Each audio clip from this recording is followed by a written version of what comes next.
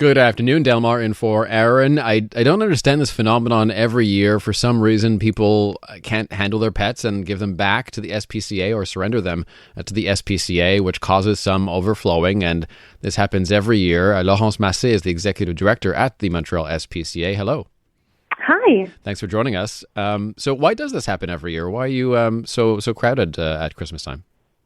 So actually, usually we're not that crowded. It's really one of a kind this year because usually the surrender happens more in the summer, close to moving day. We tend to see really a high volume of surrender at that period, and then it slows down in fall and winter.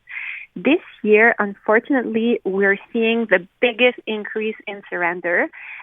We tend to receive 14,000 animals this year. We're going to receive around 14,000 animals this year, which is a huge increase. And what we're seeing is behind every surrender, there's an economical reason. And because people surrendered their animal this year for financial reasons, it happened all year long. So we haven't seen any downtime this year compared to other years. Wow. So you say, would you say overwhelmingly then people are surrendering their pets because they're going through financial troubles? Unfortunately, yes. Wow. So what we see is that people can afford like the basic care, such as basic vet care, food. But as soon as there's any medical emergency, which costs a lot of money, they tend to surrender their animal because they don't plan that and they don't have the budget for those kind of unfortunate event.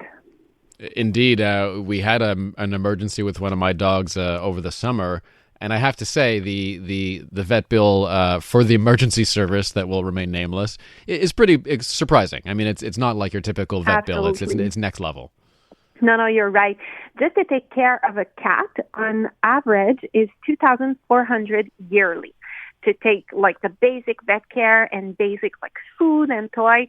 For a dog, it's on average $3,900, but these are only the basic costs, so it can double easily if you have any emergency. Wow. So I'm surprised at how honest people are being with you as well about the circumstances, why they're giving up their pets, and are there other reasons as well? Is there anything else going on, or is it really mostly lack of money? It's mostly lack of money. I have to say that one of the main reasons also is housing.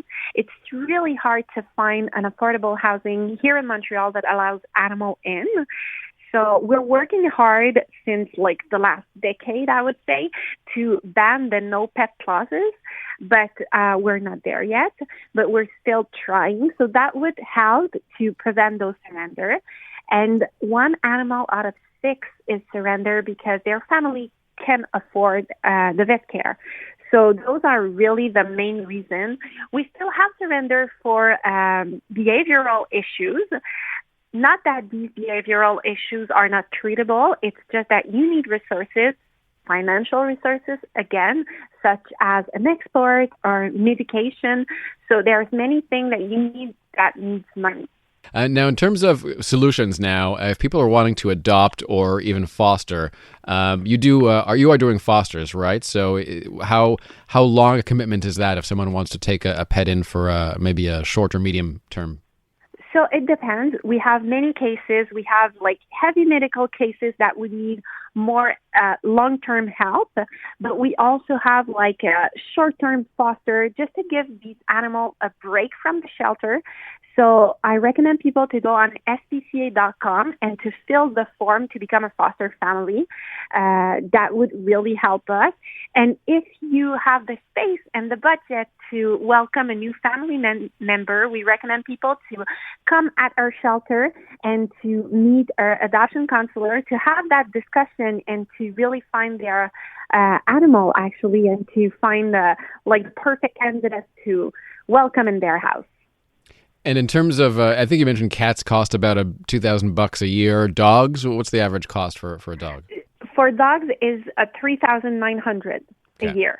Wow. So almost $4,000 a year for a dog. So let's say you have that dog for, 10 years on average, it can go up to $40,000. It's the price of a new car. So you really need to be aware of that. I'm evaluating my 2 dogs right now. I'm like, are they worth it? Yes, they are. They're definitely Yes, worth they it. are. They're always worth it. They're a member of our family. And if you've never had a dog, by the way, and you have time to train them, and I'm sure you can back me up on this, Laurence, rescue dogs make amazing pets. They're very, very grateful, and they'll remain grateful for you saving them for a very long time. Because you're really, really right. Yeah. And people tend to adopt puppies. Because they say, well, it's a new family member, we're going to go for puppies. But there are so many benefits to adopt a senior dog. They're already trained. There's no accident in the house because the animal is peeing in the house. It's really, really great to adopt a senior animal. So I recommend people to come at the shelter. But we have puppies, but we also have senior animals. And a texter is inquiring about bunnies as well. You have a lot of rabbits for adoption? Yes, we have plenty of them. Unfortunately, we saw an increase in the surrender of bunnies right after the pandemic, and we still see that increase year over year. So yes, we have a lot of bunnies. We have rats. I believe we have birds as well, cats and dogs. So there's many animals up for adoption. And about how much is a rabbit per year in terms of costs? Our texter is wondering. So it's on average $1,500 for a rabbit. Okay. And they do smell a bit, right? Like it's not the cleanest animal to have in a house necessarily. Oh, no, that's not true. Okay. So most of the rabbits are really clean. They go in a litter box. So most of them are really, really clean. You just need to rabbit-proof your apartment because they tend to eat like wires and things like that. But as long as your apartment is rabbit-proof, it's as easy as a cat. Interesting. And I saw on a Netflix documentary you can train rabbits to jump around and do obstacle courses. 100%. They're really, really intelligent. Okay. What about tips in terms of people who have never owned a pet before? You know, what's your selling point to those who might be considering who never even walked into the SPCA? So first of all, the discussion that we're going to have with you, new adoptant, it's really, really rich and important. We're going to talk budget. We're going to talk experience. We're going to talk about everything to make sure that we match your need and that you match the need of the animal. You can also go on SPCA.com. We have many articles about like what to think before adopting an animal, because indeed you need to think of the time that you have, but you also need to think, first of all, does your housing allow animal? And do you have the budget to take care of an animal? Because otherwise then you can tend to go fostering an animal instead of adopting an animal. I'm looking at Paul right now. He's very cute. I have to say I'm kind of tempted. Yes, we have many, many cute animals. Paul is a 3-year-old mixed breed male, weighs about 18 kilograms, looks super friendly. Head over to spca.com. That's the Montreal SPCA. They own the domain, spca.com, and you can find all the information there about all the pets available for adoption. But also, I recommend people to come on the shelter because not all of our animals are on the website because we receive so many animals. Sometimes we have animals in the shelter that haven't seen our vet yet, but we're going to present them to you if it's a great match. So we recommend people to come at the Montreal SPCA because on the website you're seeing a glimpse of all of the animals that we have. Okay, Laurence Massé, Executive Director of the Montreal SPCA. Good luck. Thank you so much. No problem. Love supporting the SPCA, and if you're looking for a change in the new year, and if you have the time, the space, a little bit of money, consider adopting a dog. I mean, I'm kind of a dog guy, but maybe even a cat or a rabbit.